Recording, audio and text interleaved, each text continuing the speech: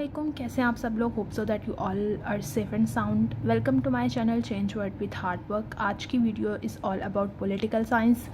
Political science को किस तरह से आप लोगों ने प्रिपेयर करना है, स्टार्ट किस तरह से लेना है, बिगनर्स इसको किस तरह से करेंगे।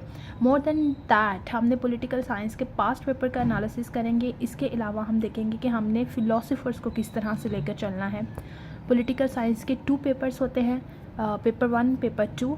और पेपर 1 का क्या सिलेबस है, उसकी क्या हम सेग्रीगेशन कर सकते हैं, पेपर 2 को हम किस तरह से लेके चलेंगे, ये सारी जितनी भी बातें हैं ये आज की वीडियो में हैं। इसके अलावा आपको एक बहुत ही इंपॉर्टेंट बात बताऊंगी एट द एंड, तो आप लोगों ने बने रहना है, वीडियो को लास्ट तक देखना है। And please don't skip the video because मैं बहुत हार्ड वर्क करती हूँ तो इस वजह से। ओके, विदाउट वेस्टेज और time let's get started towards our video. ये मेरा फोल्डर ओपन है। पेपर 1 जो है ना, इसमें हमारे पास 2 पार्ट्स हैं, part A part B, same as it is. Paper 2 जो है इसमें भी हमारे पास 2 पार्ट्स हैं, पार्ट ए पार्ट 2।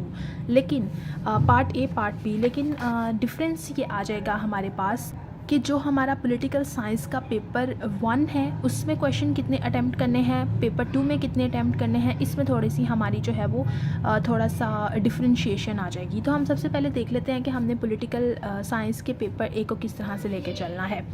पेपर 1 जो है इसका पार्ट ए 50 मार्क्स का है।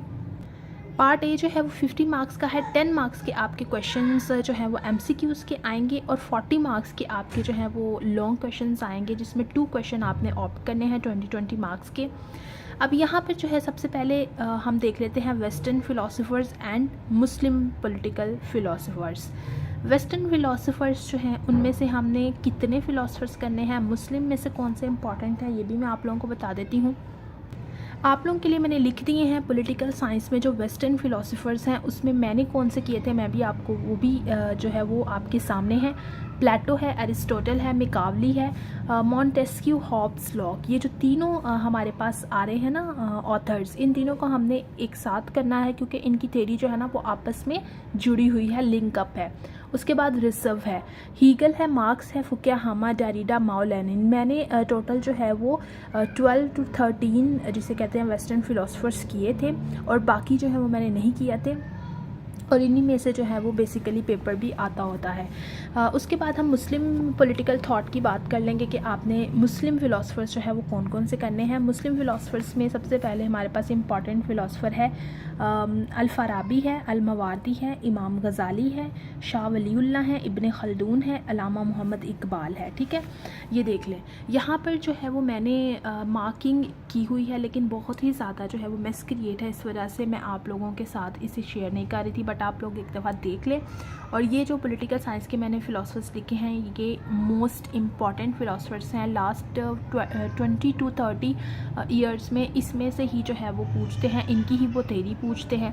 ठीक है, अब हम पार्ट बी की बात कर लेते हैं। फ़िलोसफर्स को आप लोगों ने किस तरह से करना है मैं थोड़ी देर बाद ना आप लोगों को बता दूँगी कि आपने बेसिकली इसमें से करना क्या है। गाइस, ये पीछे जो शोर है ना इसको प्लीज़ इग्नोर कीजिएगा क्योंकि मैं चाहकर भी इस शोर को जो है ना वो बंद नहीं करवा पाती, तो इस वजह से जो है वो काफ़ी ज़्यादा मुझे पता है नॉइज़ भी फील होगा, डिस्टर्बेंस भी फील होगी, बट ये ज़्यादा देर तक नहीं है। इंशाल्लाह ये शोर जो है वो ख़त्म हो जाएगा।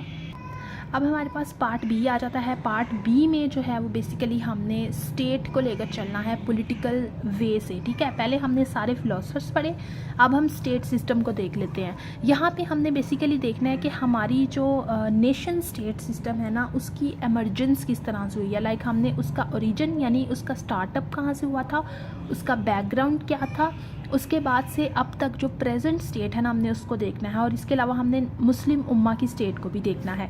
उसके बाद जो है हमारे पास वेस्टर्न इस्लामिक पॉलिटिकल कॉन्सेप्ट आ जाएंगे, फॉर्म्स ऑफ गवर्नमेंट आ जाएंगी, इंस्टीट्यूशन, पार्टिसिपेशन। अब आपने ये पार्ट कहाँ से करना है, आइडियोलॉजीज़, ये मैं आप लोगों को बता देती हूँ। मैंने जो है वो बुक यूज़ की थी, मजहरुल हक की बुक है, ये ले, ये बुक है पॉलिटिकल साइंस की। अब इसमें जो है कुछ फ़िलोसफर्स मिस भी हैं जो आपको नहीं मिलेंगे, बट बहुत से फ़िलोसफर्स ऐसे हैं जो आप इसमें से कर सकते हैं। पार्ट बी जो है ना, जो ये वाला आपका 50 मार्क्स का हमारा पार्ट है स्टेट से रिलेटेड, वो सारा इस बुक में है।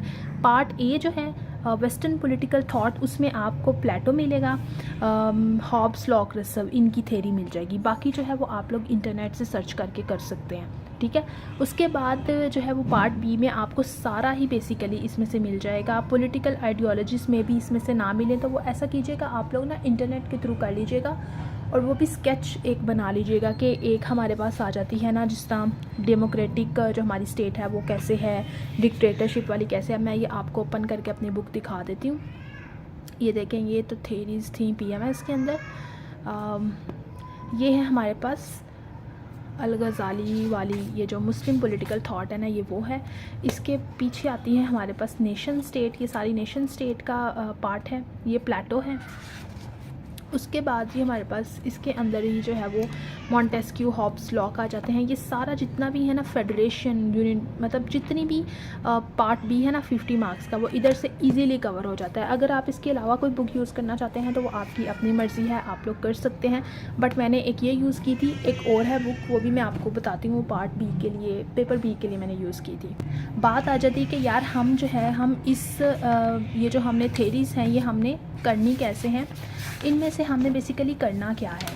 अगर हम प्लेटो को पकड़े हैं तो प्लेटो की हमने कौन सी थेरी करनी है, प्लेटो को हमने किस तरह से करना है, वो सारी चीज़ें जो है वो मैंने आपके लिए लिखी हुई थी। ये मैंने पिछली वीडियो जो बनाई थी ना अपनी, उसमें मैंने लिखी थी, बट अनफॉर्चुनेटली वो वीडियो डिलीट हो गई। तो ये ले प्लेटो जो है उसमें हमने थेरी इसकी देखनी है। और थेरी जो है ना प्लेटो की, वो हमने इस तरह नहीं, हमने रट्टा नहीं लगाना, हमने देखना है कि उसने किस किस डायमेंशन के ऊपर बात की हुई है। जैसे उसने कंसेप्ट ऑफ जस्टिस के ऊपर बात की हुई है, और अगर बात की है तो उसने इसमें क्या क्लासिफिकेशन दी है। ठीक है, प्लेटो की ये थेरी थी, कंसेप्ट ऑफ जस्टिस उनका ये था कि मेन और वीमेन जो है वो इक्वल क्लास पे डिपेंड करते हैं। कोई भी इधर क्लास नहीं है, यानी कि कोई अपर लेवल और लोअर लेवल का नहीं है, स्टैंडर्ड जो है वो इक्वल है, कोई भी हमारा जो है वो डिस्टिंक्ट नहीं हो रहा। उसके बाद हमारे पास ये मैंने हॉब्स की थेरी आपके लिए ना सैम्पल के तौर पर लिखी थी कि थेरी ऑफ हॉब्स क्या कहती है। उसके बाद हमारे पास लॉक है एंड रसव है, ये तीनों क्या कह रहे हैं। अच्छा, अब हॉब्स की जो स्टेट ऑफ नेचर की थेरी है ना, इसका कॉन्सेप्ट था सॉवरेंटी के ऊपर। ये कहते थे कि हम, मेरी थेरी जो है ना ये साइकोलॉजी, ह्यूमंस की साइकोलॉजी से रिलेट करी है। दैट मीन्स ह्यूमंस जो हैं वो नेचुरली सेल्फिश हैं, ह्यूमन अपनी सेटिस्फेक्शन के बारे में सोचते हैं। जबकि अगर हम बात करें लॉक की, तो लॉक कहते हैं कि ह्यूमन जो है वो सेल्फिश नहीं है। अब इतनी बात नहीं है, इसके अंदर भी डिटेल है, ये मैंने आपको इसलिए बता रही हूँ ताकि आपने जब करना है तो किस तरह से आपने इसको लेके चलना है। ठीक है, थर्ड भी आ जाता है रसव। अब रसव क्या है, रसव बेसिकली इन दोनों की थेरी को थोड़ा सा रिलेट भी कर रहा है, और इसकी थेरी बेस करती थी जर्नल विल के ऊपर। अब स्टेट ऑफ नेचर क्या थी कि मैन जो है, मैन एक सॉवरन है, और अगर मैन सॉवरन है दैट मीन्स स्टेट भी सॉवरन है। तो इस तरह जो है वो हमने इनकी थेरीज़ को पढ़ना है। आप अरिस्टोटल की थेरी भी देख सकते हैं, प्लेटो की, इन सब की थेरीज़ को ना आप इस तरह कर सकते हैं। अब अगर पार्ट बी की बात करें तो पार्ट बी में जो है वो एमर्जेंस ऑफ स्टेट, इसमें मैंने देखा है कि आपने स्टार्टिंग स्टेप्स, इसका ओरिजिन किस तरह से हुआ, प्रेजेंट क्या है, इस्लामिक कंसेप्ट क्या है, इसका ये देखना है। उसके अलावा मैंने सोर्सेज यहाँ पे लिखे हुए हैं कि मज़रुल हक की बुक एक मैंने आपको दिखा दी है। एम सुहेल भट्टी की बुक जो है वो कॉन्स्टिट्यूशनल लॉ के लिए है, जो मैंने इसके लिए भी यूज़ की थी, जो मैंने जिससे कॉन्स्टिट्यूशंस किए थे। और थर्ड पाक अफेयर्स की बुक थी, जो मैंने इकराम अहमद रब्बानी की यूज़ की थी। आप कोई भी अच्छी सी बुक जो है लेटेस्ट वो यूज़ कर सकते हैं। लीजिए, हम अब आते हैं पार्ट 2 के ऊपर। मैं अभी आप लोगों को ना इसके 2021 का पेपर और 2022 का पेपर, ये भी मैं आप लोगों को दिखा दूँगी। ठीक है, लास्ट इसका ये जो पार्ट है लोकल सेल्फ गवर्नमेंट, ये है जी हमारा पाकिस्तान अफेयर से रिलेट कर। अब ये जितना भी आप इसके ऊपर मैथ्स देख रहे हैं, गन देख रहे हैं, ये बेसिकली गन नहीं है, ये कॉन्सेप्ट्स लिखे हुए हैं। और ये जब सेकंड पेपर मेरा स्टार्ट होने वाला था ना, तो मैंने फर्स्ट पेपर के कॉन्सेप्ट्स थोड़ी तौर पर, जिससे कहते हैं, रिवाइज़ कर लिए थे। ओके जी, पेपर 2 जो है पार्ट ए 30 मार्क्स का है। 10 मार्क्स के इसमें से MCQs आएंगे, 30 मार्क्स का एक ही क्वेश्चन आएगा। ठीक है, इसमें हमने पॉलिटिकल सिस्टम करने हैं USA, UK, France and Germany. मैंने तब जर्मनी का छोड़ दिया था, मैंने जर्मनी का जो है वो नहीं किया था, बट जर्मनी का भी आप लोग करेंगे क्योंकि इम्पॉर्टेंट है और आप लोग जो है वो इसको छोड़ नहीं सकते। अब यहाँ पर मैं आप लोगों को दिखाना चाह रही थी बेसिकली एक चीज़, वो पता नहीं, अब मैं दिखाना चाह रही थी कि जब आपने इसको करना है तो इसका स्केच किस तरह से बनाना है, वो मेरे शायद इस रजिस्टर में इंक्लूड है। मैं एक मिनट ओपन कर लूँ, ये है।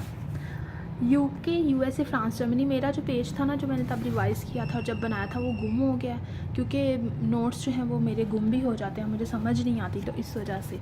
अच्छा, अब यहाँ पर ये चारों का एक स्केच बना लें और इसको ना रट्टा इस तरह से लगाना है। वैसे रट्टा ही लगना है बेसिकली, ऑनेस्टली स्पीकिंग।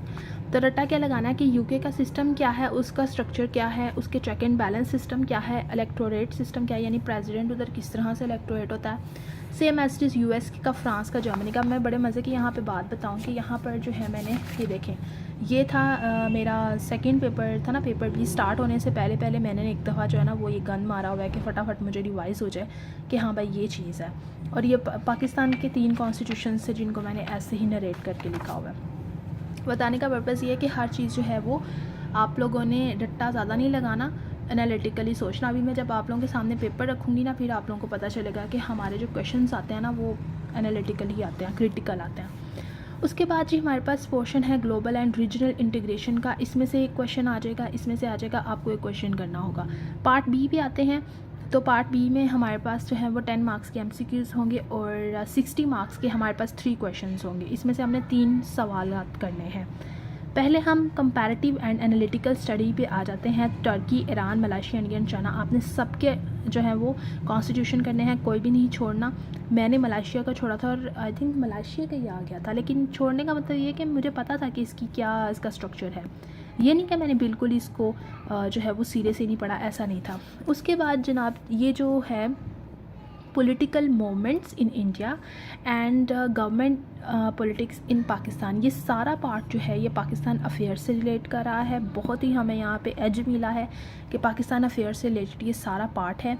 इसमें हमारा कॉलोनियल पीरियड है, हमारी प्री पार्टीशन है, पोस्ट पार्टीशन है, ये सारी चीज़ें, 18th अमेंडमेंट है, हमारे तीनों कॉन्स्टिट्यूशंस हैं, each and everything is included. उसके बाद आईआर का जो है वो एक पार्ट है, इसमें पाकिस्तान की फ़ॉरेन पॉलिसी है और ये मैंने ऐसे में किया था फ़ॉरेन पॉलिसी, तो मैंने वही कर लिया था, मैंने इसको इतना ज़्यादा बॉदर नहीं किया था। जो मैंने ऐसे लिखा था ना फ़ॉरेन पॉलिसी का, जो प्रिपरेशन के थ्रू, तो वही मैंने इसमें किया था। बताने का पर्पज़ ये है कि इसको थोड़ा सा मैंने कम वेटेज दी थी। ठीक हो गया। अब आप लोगों के साथ अब मैं अपने पेपर रख लेती हूँ। सबसे पहले जो है वो 2021 का पेपर आपको दिखाती हूँ। ये जी है 2021 का paper, political science paper 1 section A. Aristotle की उन्होंने क्लासिफिकेशन ऑफ स्टेट पूछी हुई है। डिफरेंस करें जी रोसव की नेशन ऑफ स्टेट का और हॉब्स और लॉक, यानी कि तीनों का डिफरेंस हमने करना है कि हॉब्स और लॉक क्या कह रहे हैं और उनसे रोसव किस तरह से जो है वो डिफ़र कर रहा है। उसके बाद इब्ने खल्दून का पूछा है कि अच्छा, अब यहाँ पे क्वेश्चन पढ़ने का तरीका ये है कि इब्ने खल्दून, ये चले मैं आपको दूसरी एक वीडियो में बता दूँगी, इन डिटेल बता दूँगी। उसके बाद जी शाह वलीउल्लाह आगे।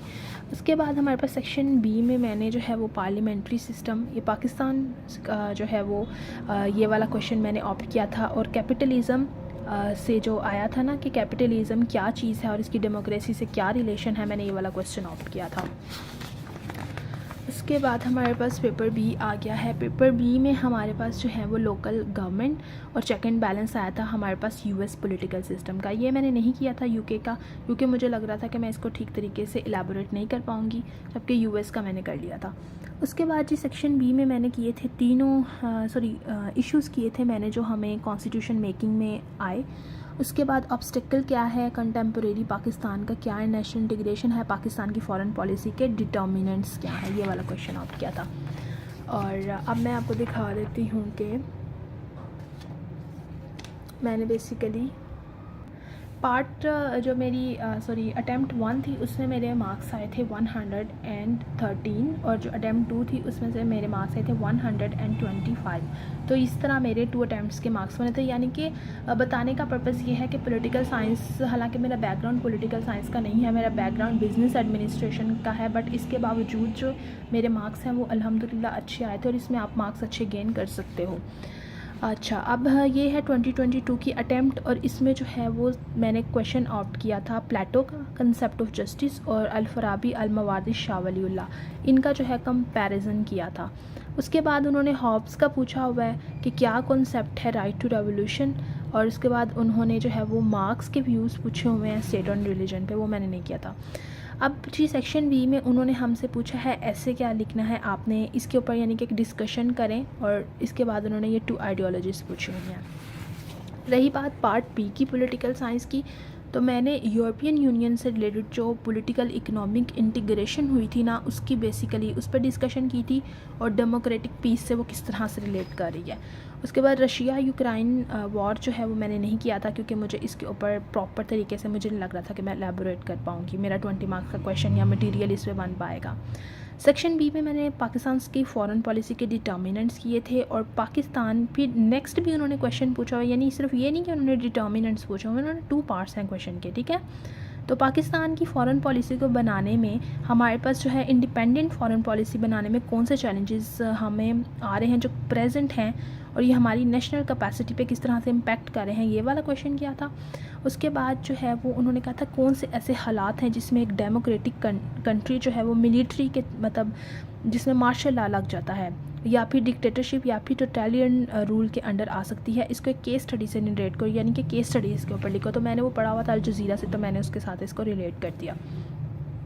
उसके बाद मैंने क्वेश्चन किया था कि पाकिस्तान की कॉन्स्टिट्यूशन डेवलपमेंट क्या हुई, 18th अमेंडमेंट ने किस तरह से जो प्रोविंसेस की ऑटोनॉमी है उसको उसने होल्ड किया, उसने किस तरह से अपना जो है वो पार्ट प्ले किया, ठीक है।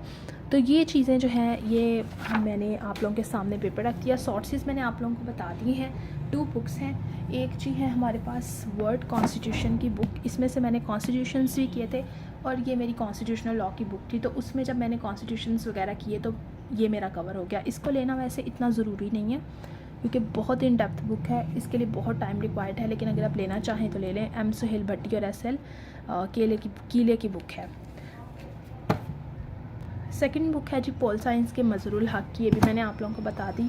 और एक चीज़ मैं आप लोगों के साथ जो है वो डिस्कस करना भूल गई थी, वो थे मेरे जी नोट्स जो है वो बेसिकली मैंने ये देखे, ये मेरी नेशन स्टेट के ऊपर के नोट्स हैं, नेशन स्टेट में मैंने बनाए थे, और ये मैंने इस तरह से बनाए थे। उर्दू भी अंदर लिखी हुई है, क्योंकि जब याद करना होता है तो फिर प्रॉपर तरीके से बेसिकली इंग्लिश जो है वो इतनी नहीं काम आती। तो ये जी मैं आप लोगों को इसलिए दिखाना था ताकि आप लोगों को पता चले कि आप मतलब नोट्स ऐसे बना सकते हैं। आप देखिए मेरी कितनी हैंड राइटिंग कितनी ज़्यादा जो है वो गंदी हुई है, बट दैट्स ओके। लीजिए जी मुझे इजाज़त दें। अगर आपको वीडियो पसंद आई तो इसको शेयर करें, लाइक करें, सब्सक्राइब करें चैनल को, और MPT के आज चलान फॉर्म आ गए हुए हैं। तो best of luck for all of you for your future. Thank you so much.